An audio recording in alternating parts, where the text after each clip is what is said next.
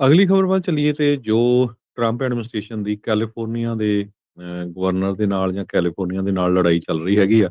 ਕਿਉਂਕਿ Trump administration ਇਹ ਚਾਹ ਰਿਹਾ ਵੀ ਅਗਲੇ ਸਾਲ ਜਿਹੜੀ ਇਲੈਕਸ਼ਨ ਹੋਣੀ ਹੈਗੀ ਆ ਯੂਐਸ ਕਾਂਗਰਸ ਸੈਨੇਟ ਦੀ, ਤੇ ਉਹਦੇ ਵਿੱਚ ਉਹਨਾਂ ਦੀ ਮੈਜੋਰਟੀ ਬਣੀ ਰਹੇ ਜਾਂ ਬਲਕਿ ਹੋਰ ਸੀਟਾਂ ਕ੍ਰੀਏਟ ਹੋਣ, ਜਿਹਦੇ ਕਰਕੇ ਟੈਕਸਸ ਦੇ ਵਿੱਚ ਰੀਡਿਸਟ੍ਰਿਕਟਿੰਗ ਧੱਕੇ ਦੇ ਨਾਲ ਕਰ ਦਿੱਤੀ ਗਈ।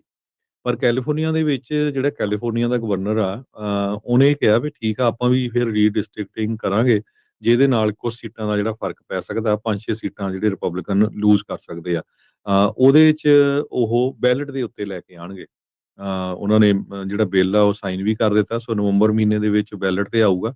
ਲਾਸ ਐਂਜਲਸ ਟਾਈਮਜ਼ ਇਹ ਰਿਪੋਰਟ ਕਰ ਰਹੀ ਆ ਵੀ ਕੈਲੀਫੋਰਨੀਆ ਦੇ ਜਿਹੜੇ ਪੋਲ ਸ਼ੋ ਆ, ਉਹ ਇਹ ਕਰ ਰਹੇ ਆ ਵੀ ਇਹ ਵਧੀਆ ਚੀਜ਼ ਆ, ਵੀ ਕਰ ਦੇਣੀ ਚਾਹੀਦੀ ਆ। ਹਾਲਾਂਕਿ ਬਹੁਤ ਸਾਰੇ ਲੋਕ ਗਵਰਨਰ ਗੈਬਨ ਨਿਊਸਮ ਦਾ ਵਿਰੋਧ ਵੀ ਕਰਦੇ ਆ ਬਹੁਤ ਸਾਰੀਆਂ ਪਾਲਿਸੀਜ਼ ਨੂੰ ਲੈ ਕੇ, ਪਰ UC Berkeley institute of government studies ਦੀ ਜੋ ਨਵੀਂ ਪੋਲ ਆਈ ਆ, ਉਹਦੇ ਵਿੱਚ ਇਹ ਕਿਹਾ ਵੀ 46% ਕਹਿੰਦੇ ਆ ਵੀ ਇਹ ਗੁੱਡ ਆਈਡੀਆ, ਸਾਨੂੰ ਕਰਨਾ ਚਾਹੀਦਾ ਕੈਲੀਫੋਰਨੀਆ ਦੇ ਲੋਕ। 36% ਕਹਿੰਦੇ ਵੀ ਬੈਡ ਆਈਡੀਆ ਆ। ਤੇ 20% ਦੇ ਕਰੀਬ ਜਿਹੜੇ ਆ ਹਜੇ ਅਨਡਿਸਾਈਡਡ ਹੈਗੇ ਆ ਵੀ ਕੀ ਹੋਊਗਾ। 46% ਗੁੱਡ ਆਈਡੀਆ ਤੇ ਬੈਡ ਆਈਡੀਆ 36%, ਨੋ ਓਪੀਨੀਅਨ ਜਿਨ੍ਹਾਂ ਨੇ ਡਿਸਾਈਡ ਨਹੀਂ ਕੀਤੀ ਆ ਉਹ 18% ਦੇ ਕਰੀਬ ਆ।